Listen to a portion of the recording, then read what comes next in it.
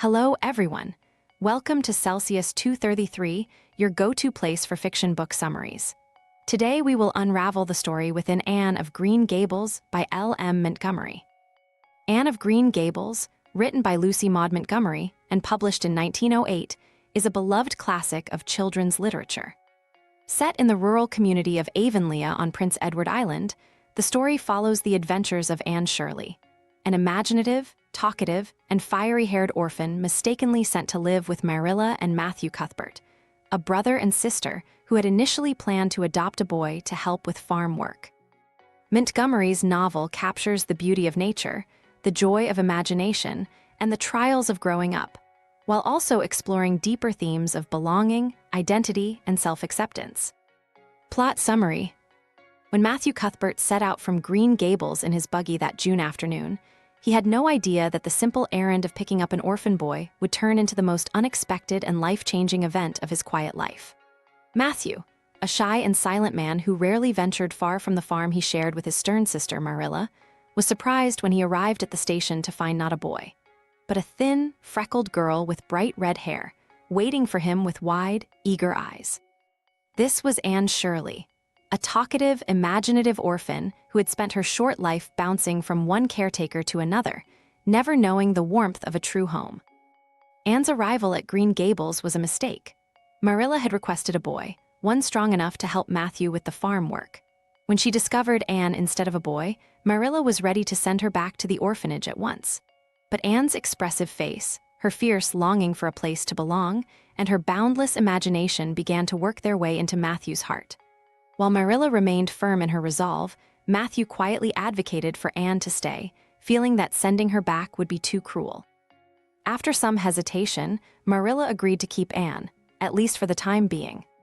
From the start, Anne brought both joy and chaos to Green Gables. Her wild imagination and tendency to get lost in daydreams led to a series of humorous mishaps. On her very first day of school, she broke a slate over the head of Gilbert Blythe, a classmate who dared to tease her about her red hair. This act of defiance sparked a rivalry between Anne and Gilbert, though Gilbert quickly regretted his teasing and tried to make amends. Anne, however, held a stubborn grudge, refusing to forgive him for many years. Life in Avonlea was not always easy for Anne.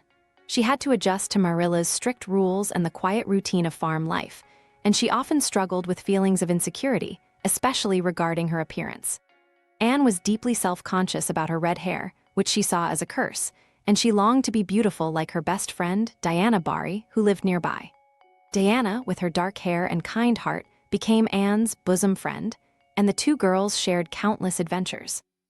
Anne's vivid imagination made even the most ordinary days feel like grand stories, and Diana eagerly joined in. One of Anne's greatest embarrassments occurred when she accidentally got Diana drunk. Marilla had left Anne in charge of serving tea to Diana, but instead of the cordial Anne thought she was offering, she poured Diana generous helpings of homemade currant wine. Diana, who had never tasted alcohol before, became tipsy, and her horrified mother forbade her from seeing Anne again. Anne was devastated by the separation from her dearest friend, but her earnest apology and a bit of luck, when Anne saved Diana's younger sister, Minnie May, from a deadly illness, helped restore their friendship. As Anne grew older, her academic talents began to shine.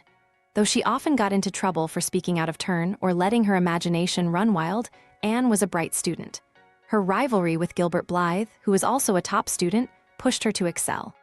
Eventually, both were awarded scholarships to the prestigious Queen's Academy. Anne was overjoyed at the prospect of continuing her education and achieving her dream of becoming a teacher. However, life took an unexpected turn. After Matthew suffered a fatal heart attack, Anne was faced with a difficult decision. Her beloved Green Gables was in danger of being lost, and Marilla, who was beginning to lose her eyesight, could not run the farm alone. In that moment, Anne chose to give up her scholarship and return to Avonlea to help Marilla. The dream of becoming a teacher was still within reach, as Anne secured a local teaching position, but her decision to stay at Green Gables was a sign of her deep love and loyalty to the home she had finally found. In the end, Anne's relationship with Gilbert Blythe also transformed. After years of bitterness and rivalry, Anne came to see Gilbert in a new light. When Gilbert gave up his position at the Avonlea school so that Anne could be closer to home and care for Marilla, Anne's heart softened, and she forgave him at last. The rivalry that had defined much of their school years melted away, replaced by a friendship that hinted at something deeper in the future. Through all of Anne's misadventures, whether dyeing her hair green by accident, falling off rooftops, or fantasizing about life as a princess, she never lost her sense of wonder and her ability to find beauty in the smallest things. Green Gables, once a quiet and ordinary farm, had become a place of laughter, love, and endless stories, all thanks to Anne's irrepressible spirit. Though she faced sorrow and loss, Anne never let go of her imagination or her belief that the world was a place full of magic and possibility. In Avonlea, with Marilla, Matthew, Diana, and eventually Gilbert, Anne had finally found the home she had longed for her entire life. That's all for now. The journey through Anne of Green Gables series doesn't end here. Check out the rest of the series by L.M. Montgomery. You know where to find them. Remember, while our summaries capture the essence, they can never replace the full experience of reading the book. If this summary intrigued you, consider diving into the complete story, buy the book, and immerse yourself in L.M. Montgomery's original work. Bye-bye, take care, have fun.